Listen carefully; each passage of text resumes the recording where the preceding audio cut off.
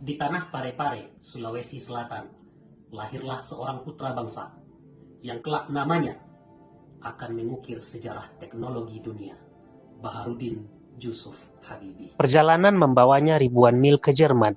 Di sana, tidak hanya meraih gelar doktor dengan predikat tertinggi, tetapi juga melahirkan penemuan krusial, Quark Progression Theory, sebuah warisan ilmu pengetahuan yang hingga kini menjaga keselamatan jutaan penerbangan di seluruh dunia. Namun, di puncak karirnya yang gemilang di Eropa, panggilan Ibu Pertiwi membawanya pulang. Ia meninggalkan semua kenyamanan untuk sebuah pengabdian yang lebih besar. Dari seorang ilmuwan, ia bertransformasi menjadi seorang teknokrat yang visioner sebagai Menteri Riset dan Teknologi, hingga menjadi seorang negarawan yang memimpin bangsa di masa paling genting sebagai Presiden ketiga Republik Indonesia. Ini adalah kisah tentang bagaimana kecerdasan yang luar biasa ditempa oleh nilai-nilai luhur untuk melayani negeri. Perjalanan pengabdian tersebut adalah manifestasi nyata dari nilai-nilai dasar ASN berakhlak. Mari kita lihat bagaimana B.J. Habibie mengamalkan nilai yang pertama, yaitu berorientasi pelayanan. Pelayanannya terwujud dari pemahamannya akan kebutuhan bangsa. Melihat Indonesia sebagai negara kepulauan, ia menggagas pesawat N250 untuk menyatukan Nusantara.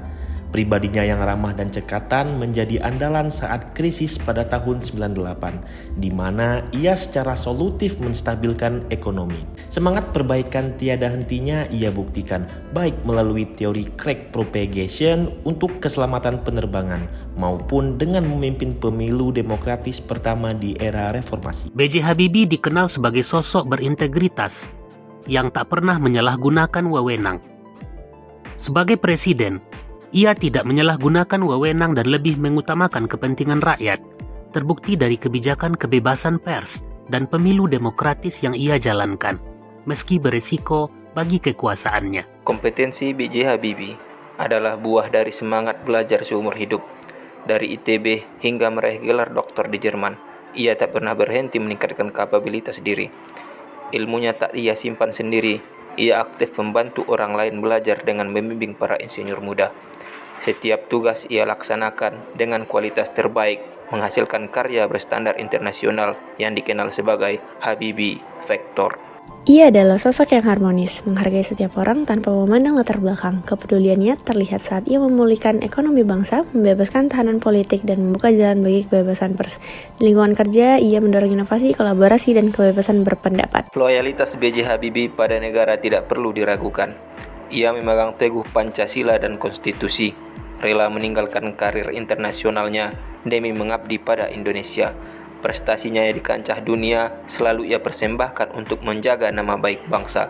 Selama 20 tahun menjadi Menristek, ia terbukti amanah dalam menjaga rahasia jabatan dan proyek strategis negara. Saat krisis moneter dan politik melanda Indonesia tahun 1998, ia dihadapkan pada situasi yang sangat sulit, namun tidak menyerah. Dengan cepat dapat beradaptasi dan mengambil langkah-langkah progresif untuk menjawab tuntutan reformasi, seperti membebaskan tahanan politik, melonggarkan kontrol terhadap pers, dan mengadakan pemilu demokratis, hal-hal yang tak pernah terjadi di era sebelumnya. Semangat kolaboratifnya menjadi kunci suatu keberhasilan. Ia memberi kesempatan luas bagi para insinyur muda untuk berkontribusi, menunjukkan kepercayaannya pada generasi penerus.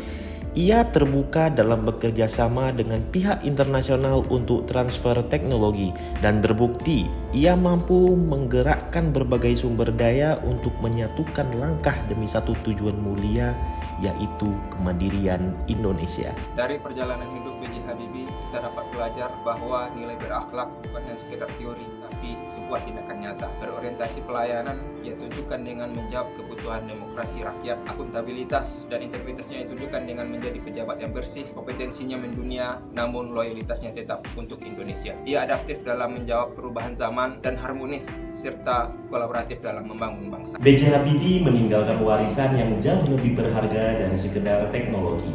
Ia mengajarkan kita para aparatur sipil negara bahwa kecerdasan tertinggi adalah kecerdasan yang digunakan untuk melayani, bahwa jabatan adalah amanah untuk berkarya dengan jujur dan sepenuh hati.